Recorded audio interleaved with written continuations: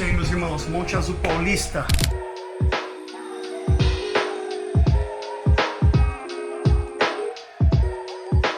Meu filhão tem um pouco de vergonha. Pai, todo-poderoso, maravilhoso, misericordioso, estendendo a sua graça até mim, me chamando, me libertando ao passo do fim, sim.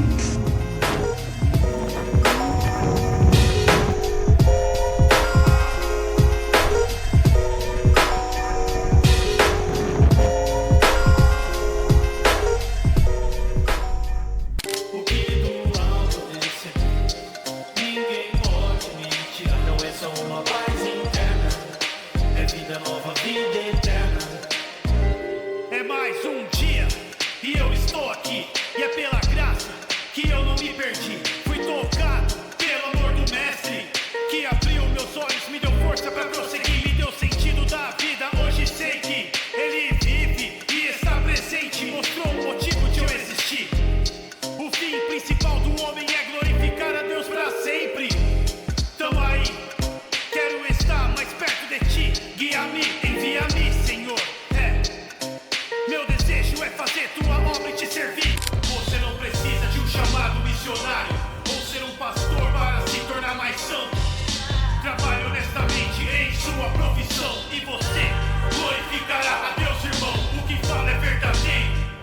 Para Deus, um profeta não é mais importante que um sapateiro. Não importa o seu chamado, você está servindo a Deus e o seu trabalho é santificado. Não há dicotomia, não há separação entre o sagrado e o secular. Cumpra a sua vocação com fidelidade e seja sal e luz pro mundo e pra sua cidade. Mas o problema é quando igrejas são centradas em tribos, né? Igreja do skatista, igreja pro surfista, igreja pro jovem. Isso é horrível, porque perde a beleza do evangelho, que é unir pessoas completamente diferentes umas das outras. Uma senhora mais de idade, um jovem tatuado, uma pessoa que talvez saiu até da penitenciária, mas converteu de fato. Pessoas diferentes umas das outras. E só o evangelho faz isso, tem esse poder.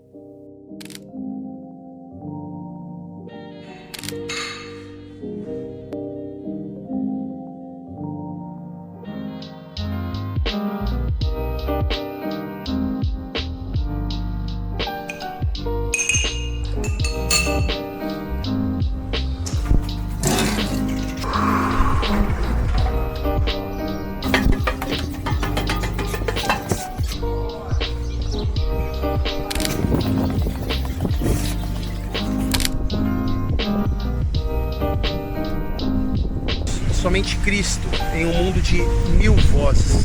Essa é a mensagem que eu vou pregar daqui a pouco na EBD da Primeira Igreja Batista de Monte Azul Paulista.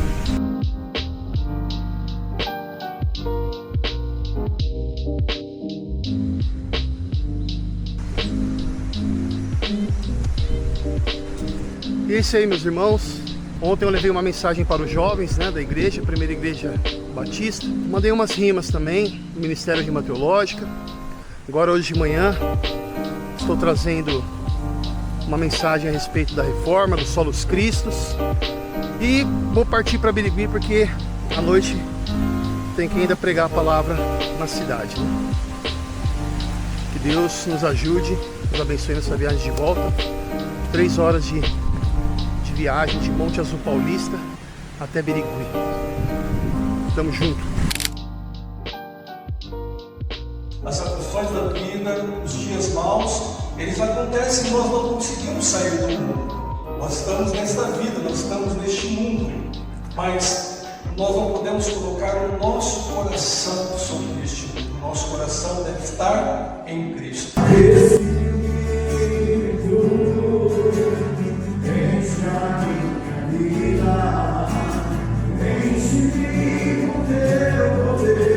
E os reformadores, do qual nós descendemos como igreja protestante, evangélicos, há 500 e poucos anos atrás, eu não considero eles como os nossos salvadores, mas eu creio que o período da reforma protestante foi um avivamento da parte de Deus. Assim como no período do Antigo Testamento, né, quando Deus levantou Neemias, Esdras, Neemias para reformar os muros da cidade, Esdras para reformar o culto, porque o povo tinha se afastado da palavra. Então nós, como ovelhas, nós sabemos que a ovelha é um bicho meio tapado. Ele tem a tendência de se afastar. E nós somos pecadores. E se nós formos olhar para o Antigo Testamento, nós vamos ver várias vezes o povo de Israel se afastando de Deus. Por quê? Porque se afastaram da palavra de Deus.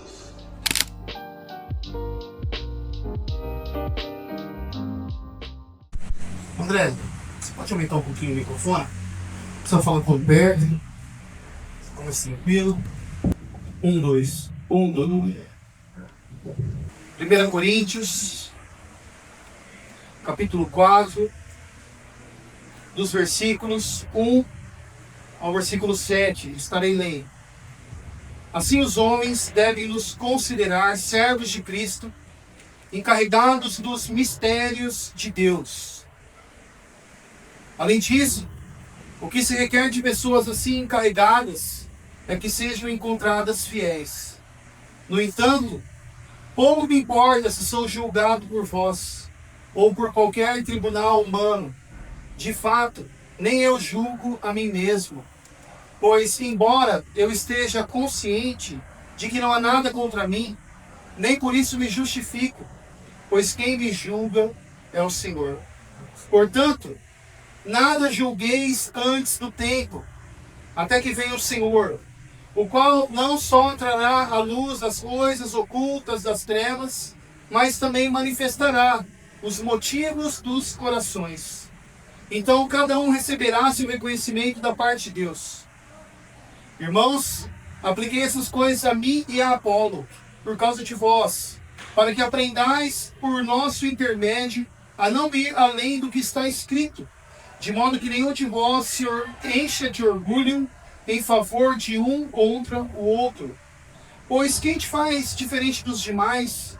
E o que tens que não tenhas recebido? E se o recebestes, por que te orgulhes, como se não o tivesses recebido? Até aqui a leitura. Vamos orar. Senhor nosso Deus, amado Pai, em nome de Cristo Jesus, ó Deus, pedimos que o Senhor venha falar conosco, aos nossos corações, ó Pai, a Tua palavra inspirada do Teu servo Paulo, que trouxe nessa mensagem, neste texto, ó Pai, uma questão muito importante a respeito da nossa identidade cristã.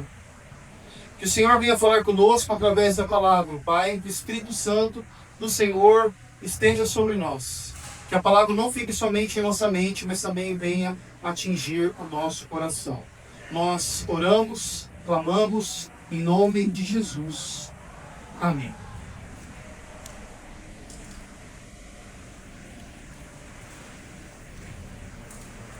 Irmãos, imagine uma igreja cheia de vida, mas também cheia de barulho.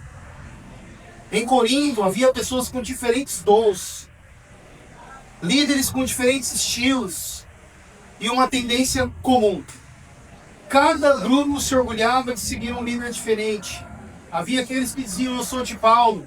Haviam aqueles que diziam: eu sou de Apolo. Ou eu sou de Cefas, diziam alguns. Como se a fé estivesse presa a nomes humanos e não em Cristo. Foi nesse cenário que Paulo escreveu a primeira carta aos Coríntios.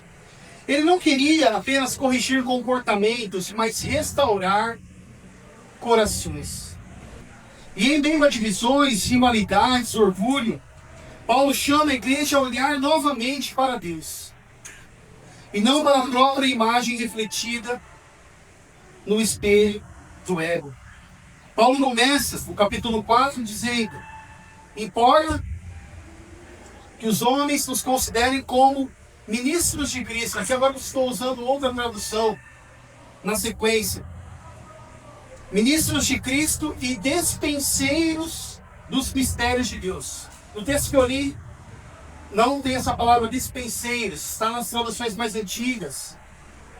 Mas é importante essa palavra. E vai dizer que esses despenseiros são apenas administradores e não os donos da obra. Há um cômodo, não em todos os casos, mas em algumas tem, E o que vai te lembrar essa palavra despenseiro? A despensa, onde guardamos coisas preciosas para a nossa alimentação. Então, o despenseiro é aquele que cuida fielmente de dividir os alimentos com os da casa. E nós vemos que Deus pede dos seus despenseiros não sucesso, mas sim fidelidade. Ele vai dizer no versículo 1 que o ministro é servo de Cristo e não Senhor da igreja.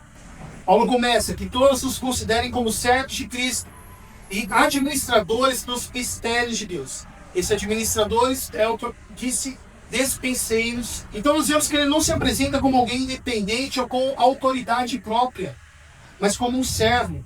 É interessante que agora, ao falar dessa palavra ministro, essa é do típica palavra que é usada em todo o contexto grego para coisas seculares. E a palavra ministro era empregada aqueles remadores dos barcos que ficavam nos níveis mais inferiores dos barcos.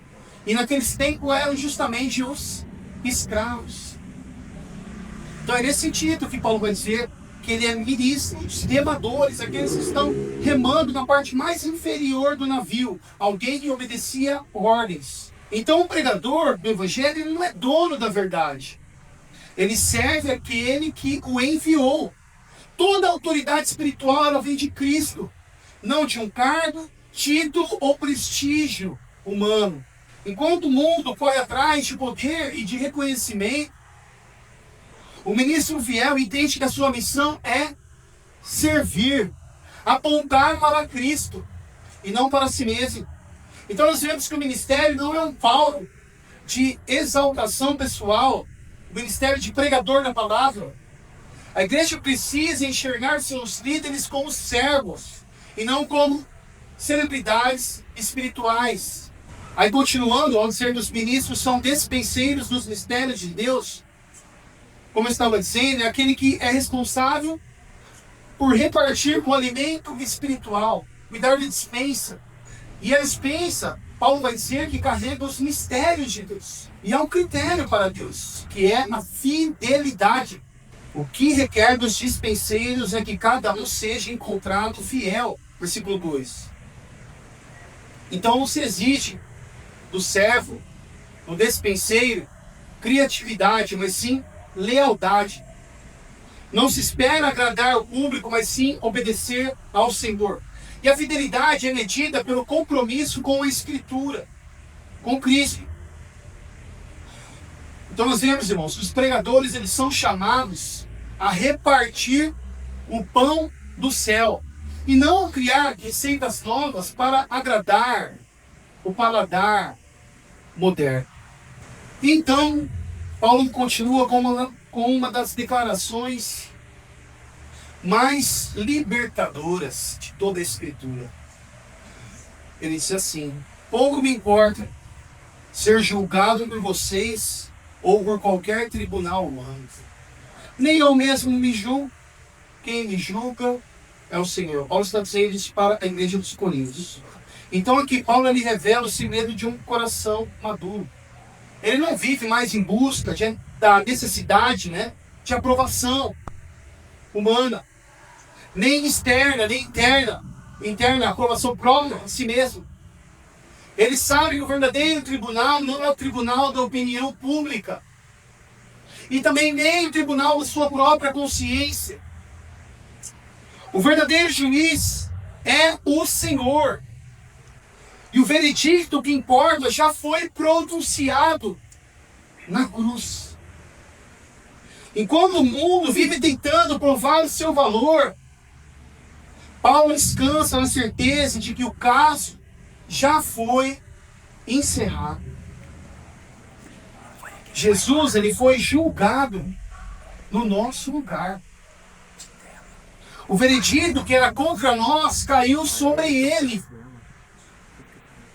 para que hoje pudéssemos ouvir do Pai: Tu és meu filho amado, em quem me agrada.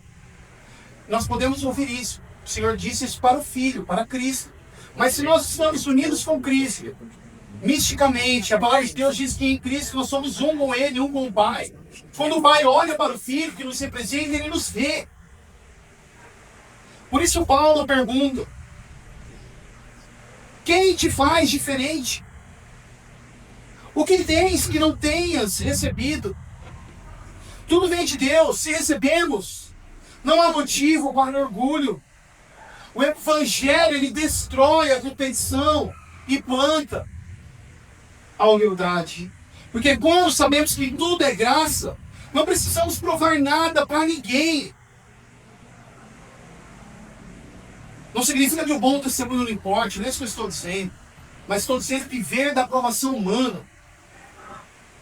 É exatamente isso que encontramos em 1 Coríntios capítulo 4. Paulo mostra que a verdadeira medida do serviço não é o reconhecimento humano, mas a fidelidade a Deus. E nos adverte também contra a tentação de medir a nossa fé pelo orgulho de pertencer a alguém. Como eu disse no caso, não sei se eu sou de Paulo, eu sou de Apolo, eu sou de Cefas. Então ele vai tratar de uma figura poderosa nesse texto, que é a linguagem do tribunal. A figura do tribunal. Paulo fala sobre o julgamento dos outros, o julgamento de si mesmo e o julgamento de Deus. E a partir daqui que nós seguimos nos pontos do texto.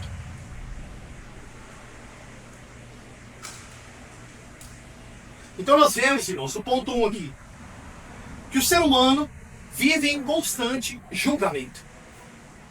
Ele vai dizer, versículo 3: no entanto, pouco me importa se sou julgado por vós ou por qualquer tribunal humano.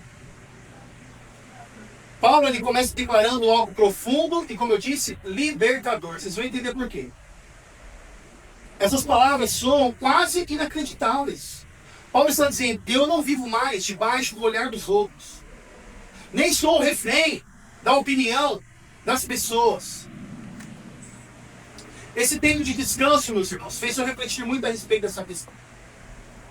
Mas para nós isso é difícil. Porque a verdade é que vivemos em um tribunal todos os dias. Somos constantemente avaliados. E o pior, ainda passando o tempo inteiro avaliando a nós também. O mundo funciona como uma sala de julgamento, sem fim. As redes sociais, o ambiente de trabalho, a família, a igreja. Paulo aqui fala igreja porque Paulo está se comunicando com a igreja, aplicando a igreja essa verdade. Então todos têm os seus vereditos sobre quem nós somos. O elogio, ele pode nos exaltar e a crítica pode nos destruir. Vivemos dependentes da aprovação alheia, como se cada olhar fosse um juiz, decidindo se somos dignos ou não. E não é só o julgamento dos outros, é o nosso próprio julgamento também. Estamos o tempo todo tentando provar que somos bons, o bastante, inteligentes, o suficiente, espirituais. É como se houvesse um júri invisível, diante da qual precisamos defender o valor da nossa existência. Queremos provar que merecemos respeito, amor e relevância. Mas quanto mais tentamos, mais cansados ficamos. Porque o tribunal, ele nunca encerra a sessão. As vozes que nos julgam, elas nunca se calam. É como alguém diante de um espelho rachado, né? Tentando ajustar a sua própria imagem. Por mais que ele tente se arrumar ali diante do espelho, o reflexo sempre sai distorcido, porque o espelho está todo rachado. Assim é o julgamento humano, dos outros e de nós mesmos. Tentamos nos ver com clareza, mas o espelho está quebrado. Só Deus tem o espelho inteiro ao nosso respeito. Querido irmão, querida irmã, se a sua alegria depende do que as pessoas pensam, você sempre viverá preso. Se a sua paz depende de quantos te aprovam, você nunca será livre. A opinião humana, ela é volúvel, volátil, né? Hoje podem te aplaudir, amanhã te apedrejam. Não sei quem acompanha aí o UFC, tem um homem que é uma lenda já no UFC, chamado Poatan. Ele estava nocauteando todo mundo, até que ele foi vencido. E tudo aquilo que ele construiu, todo mundo fala, Poatan, Poatan, Poatan. Do nada ele virou zebra. Do nada ele começou a ser olhado como pária. Então nós vemos, aqueles que tanto exaltavam por causa de uma queda começaram a reprová-lo. E agora ele iniciou novamente, de modo incrível, e agora exaltaram ele novamente. Imagine se ele vive da aprovação dos outros. Como ele deveria se sentir? O mesmo povo que gritou para Jesus, Hosana, quando Jesus entrou em Jerusalém, montado no jumentinho, muitos que estavam ali também estavam gritando, crucifiquem-o. Quando buscamos valor nas vozes erradas, inevitavelmente terminamos, irmãos, frustrados. Mas há uma voz que não muda, que é a voz de Deus. E somente quando aprendemos a descansar no que Deus pensa de nós, e não no que o mundo pensa, ou no que o nosso coração enganoso pensa, e aí que a gente começa a viver em liberdade. Aí Paulo, na sequência, ele vai ver que ele não somente rejeita o julgamento das pessoas, mas ele vai além e diz, nem eu mesmo me julgo. Ou seja, nem o próprio Paulo confia no seu veredicto pessoal. Isso nos leva ao segundo ponto. Nem eu mesmo sou o juiz da minha própria alma. Ele vai dizer, de fato, nem eu julgo a mim mesmo. Pois embora, continuando aqui, pois embora eu esteja consciente de que não há nada contra mim, nem por isso eu me justifico. Pois quem me julga é o Senhor. Então Paulo dá um passo ainda mais profundo. Primeiramente ele diz, eu não vivo pelo julgamento dos outros. Agora ele diz, eu também não vivo do meu próprio julgamento. Isso é impressionante, porque se libertar da opinião dos outros já é difícil, se libertar da nossa própria opinião é um milagre da graça de Deus. E Paulo afirma, mesmo que eu não me sinta culpado, isso não significa que eu esteja certo. Em outras palavras, a minha consciência não é o meu juiz. Que embora em muitos pontos eu creio que estou tranquilo, mas eu sei que eu sou pecador. Eu não sou o meu juiz final. Posso achar que estou bem, nossa consciência pode estar errada também. Posso achar que estou bem e está errado. Posso me sentir culpado e ainda assim estar perdoado. Nós não somos juízes justos de nós mesmos. E a palavra de Deus vai dizer a respeito disso, que o coração humano é enganoso. Enganoso é o coração, mais do que todas as coisas, e desesperadamente corrupto. Quem o conhecerá? Muitas vezes nós somos prisioneiros de um tribunal interno. Um tribunal onde nós mesmos somos juiz, promotor e réu. Fora que ainda tem outro promotor para nos acusar, que é o acusador, Satanás. E nesse tribunal, o veredito, raramente, nunca, na verdade, nunca é de paz no final. Ou nos condenamos por causa do passado, ou tentamos também nos absolver com desculpas e comparações. Quantas pessoas vivem se culpando por algo que Deus já perdoou há anos? E outras vivem se justificando, achando que não precisam mudar. Estão no erro e se auto-justificam. Mas tanto a culpa quanto esse tipo de autodefesa tem a mesma raiz, que é o desejo de sermos o nosso próprio juiz. É como alguém, né, que carrega uma balança e em cada lado da balança se encontra a culpa e do outro lado da balança se encontra o orgulho. E essa balança, ela está pesando cada atitude, cada palavra, cada erro nosso.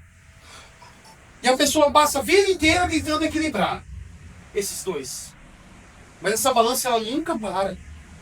Ela nunca para. Porque quem a segura é fraco. E o peso é grande demais para nós carregarmos. Somente quando nós deixamos, irmãos, a balança na mão de Deus, é que o coração encontra descanso. Agostinho dizia, né? Senhor, tu nos fizeste para ti. E nosso coração ele só encontra descanso quando repousa em ti. Esse é um cristão da igreja primitiva, do século IV. Ele escreveu isso. Ele reconheceu isso. E Paulo aqui está nos ensinando uma verdade libertadora. O único juiz justo é o Senhor. Ele conhece o coração, conhece as intenções, e o julgamento dele é o único que realmente importa em última instância. Então, se Deus me perdoou em Cristo, quem sou eu para continuar me condenando? E se Deus me chamou para mudar, não viver se auto-justificando, mas reconhecer que temos que mudar, quem sou eu para me justificar e dizer que tudo está bem? Nem a culpa e nem o orgulho tem a palavra final. A palavra final é do Senhor. E Ele é cheio de graça e de verdade. Então, se você vive se condenando, lembre-se que a cruz já emitiu um veredicto ao nosso respeito. Perdoado. Perdoado. E se você vive se justificando, lembre também que o mesmo Deus que perdoa é o Deus que transforma. E se você vive oscilando entre esses dois, lembre-se que a segurança está no descansar no julgamento de Deus, e não no nosso próprio julgamento. Então Paulo chega agora ao centro de tudo, né? Quem me julga até o Senhor. Mas o que isso realmente significa? Significa, como eu disse, né, que o veredicto de Deus, ele já foi dado, primeiramente, foi proclamado na cruz, e é sobre isso que se trata a sequência de agora, próximo ponto. O veredicto já foi dado na cruz. Quando Jesus disse, está consumado, significa está pago. Ele pagou os nossos pecados, e agora nós estamos perdoados. Então não faz sentido nós caminharmos sendo livres, vestindo roupas de prisioneiros. Quem me julga é o Senhor. Continuando, versículo 5. Portanto, nada julgueis antes do tempo, até que venha o Senhor, o qual não só trará à luz as coisas ocultas das trevas, mas também manifestará os motivos, as motivações, né, dos corações. Então cada um receberá seu reconhecimento da parte de Deus.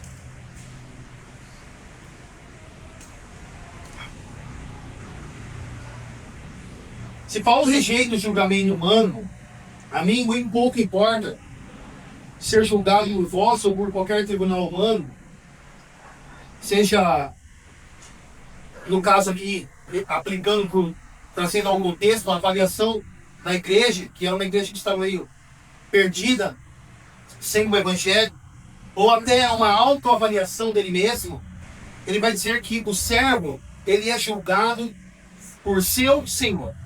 E o Senhor revelará tudo quando ele voltar. Ele revelará tudo. O texto vai dizer, trazendo à luz as coisas ocultas das trevas e manifestando os desígnios, as motivações dos corações de cada um. Então aqui há advertência e também há consolo nessa passagem. Deus é o justo juiz. Nenhuma fidelidade passará despercebida. Nenhuma fidelidade, o galardoador não deixará passar despercebida nenhuma fidelidade, mas também nenhum fingimento será escondido.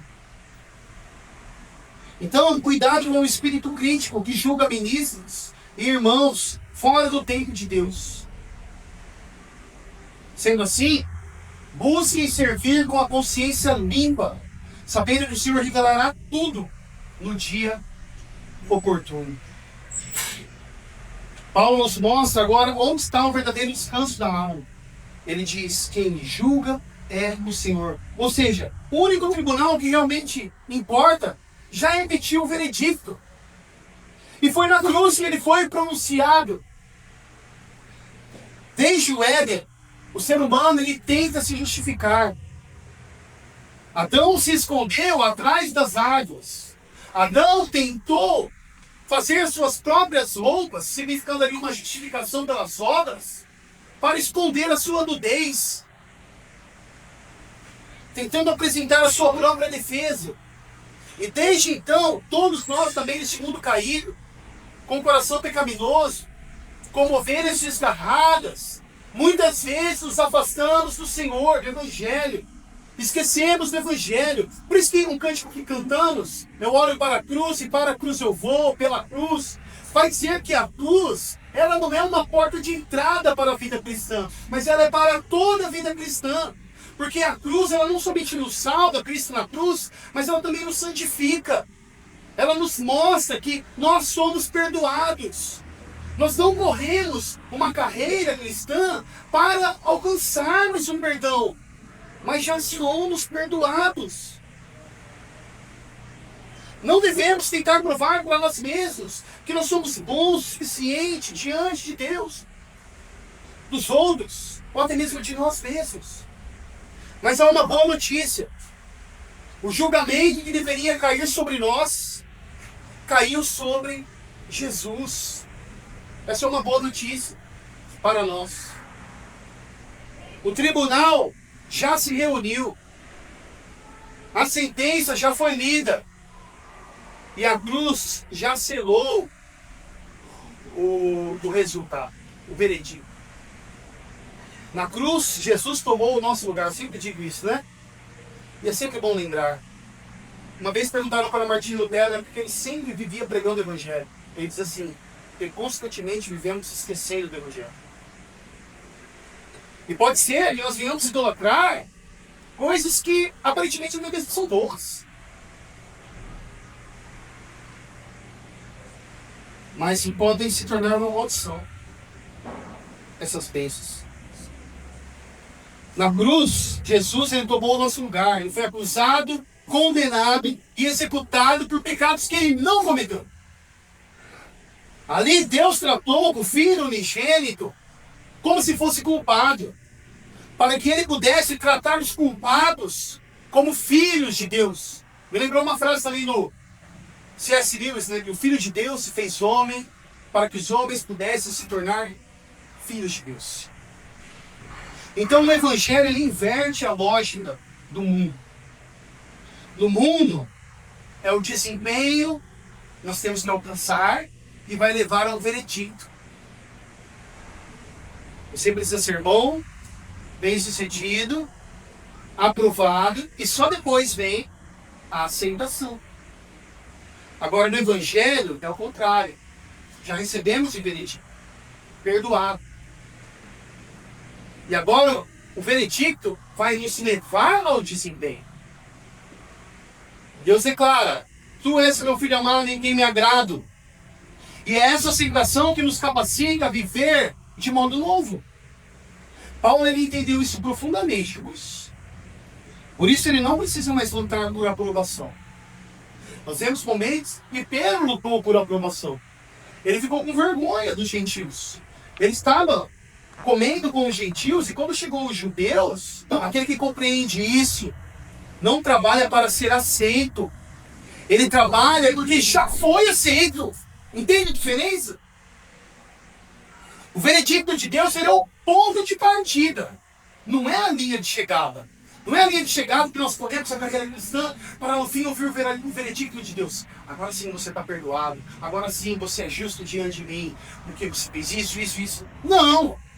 Assim são todas as religiões do mundo. Todas. Menos o Evangelho. O Evangelho é totalmente diferente. Porque o Evangelho é o ponto de partida. Nós já recebemos o perdão. E agora nós corremos em rumo ao final da nossa caminhada cristã já sabendo disso. Isso faz toda a diferença. É como se nós fôssemos um atleta que já começou a corrida com as medalhas no peito. Cristo, Ele colocou as medalhas de vitória em nosso peito. Então nós não corremos mais com medo de perder. Nós corremos com alegria porque nós já somos vencedores em Cristo Jesus. Há pessoas que tiram versículos fora de contexto, né, para engrandecer a si mesmo. Sou mais que vencedor em Cristo Jesus. Então a pessoa, ela se diz que é cristã e ela é mais que vencedor por ser cristã, então ela se enche de orgulho. Mas na verdade não, nós somos mais que vencedores porque Cristo venceu em nosso lugar. Essa é a diferença entre religião no sentido pejorativo da palavra e o evangelho. A religião, ela corre para ser aprovada. O evangelho corre porque já foi aprovado. Então nós não precisamos mais viver como réus. Nós não precisamos mais voltar à sala de tribunal. O caso já foi encerrado, irmãos. O sangue de Jesus foi a prova apresentada no tribunal eterno de Deus, o justo juiz, e a sentença foi proclamada. Nós estamos justificados, não pelas nossas obras, mas porque nós depositamos a nossa confiança no nosso substituto no banco dos réus, no nosso mediador. Então Deus olha para você e não vê mais a culpa do passado. Ele vê a justiça de Cristo em sua conta. A justiça de Cristo cobrindo. Os irmãos sabem, né, que tem igreja e vão dizer, quando Cristo voltar, vocês não sejam encontrados nus. A pessoa morre dele, né? Tomara que Cristo, quando voltar, ele esteja tomando banho. Mas ele não entendeu nada. Quando diz assim, não seja encontrado nu, significa que despido da justiça de Cristo, que nos cobre, que nos veste, um manto de justiça. Então, quando o Pai olha para nós, Ele vê o seu filho pregado na cruz.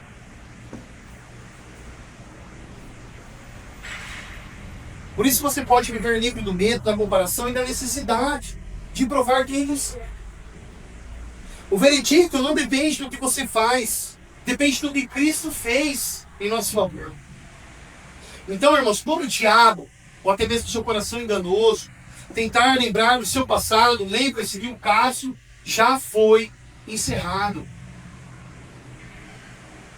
E diga, hoje não, Satanás, hoje não. Hoje não nos darei ouvidos a você. Quando o coração enganoso quiser te condenar, diga como João, maior é Deus do que o nosso coração. Em 1 João capítulo 3, versículo 20. Interessante, maior é Deus do que o nosso coração. João também reconheceu essa questão. Então, quando o mundo exigir que você se prove, responda, eu não preciso provar nada, porque o meu valor já foi definido na cruz. A cruz é o fim do tribunal e o início da liberdade. E se o veredicto já foi dado, como vivemos agora? Como vivemos agora? Se Deus já nos aceitou, como deve ser a vida daquele que já foi justificado? É sobre isso que Paulo mostra no versículo 7 e diz. Esse é o nosso último ponto.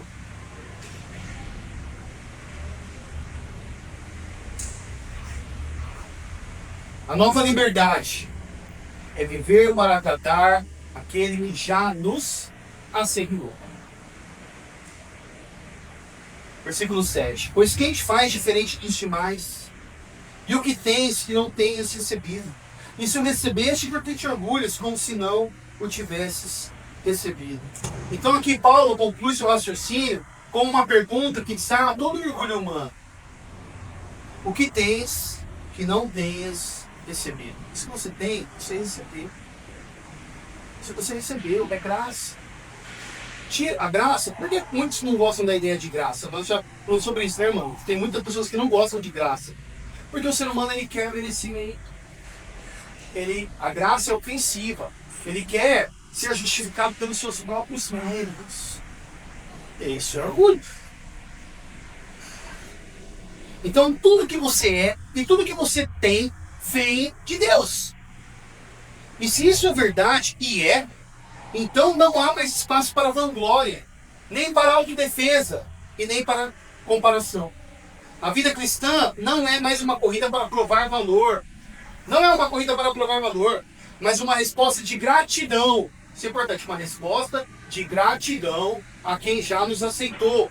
Então, quando nós entendemos que o veredicto já foi dado, nasce um novo tipo de liberdade. Não é uma liberdade egoísta, que diz, posso fazer o que eu quiser, mas uma liberdade santa, que diz, eu quero viver para aquele que me amou primeiro. Quero viver para o meu Deus. Antes, nossas ações podiam ser movidas por medo ou por vaidade. Agora, nós, tendo conhecimento do Evangelho e buscando o Evangelho para a nossa vida, elas podem ser motivadas por amor e gratidão. Se antes nós obedecíamos para sermos aceitos, agora obedecemos porque já somos aceitos. O filho serve. O filho, como disse Timothy Keller, estou tentando lembrar uma ilustração dele, né?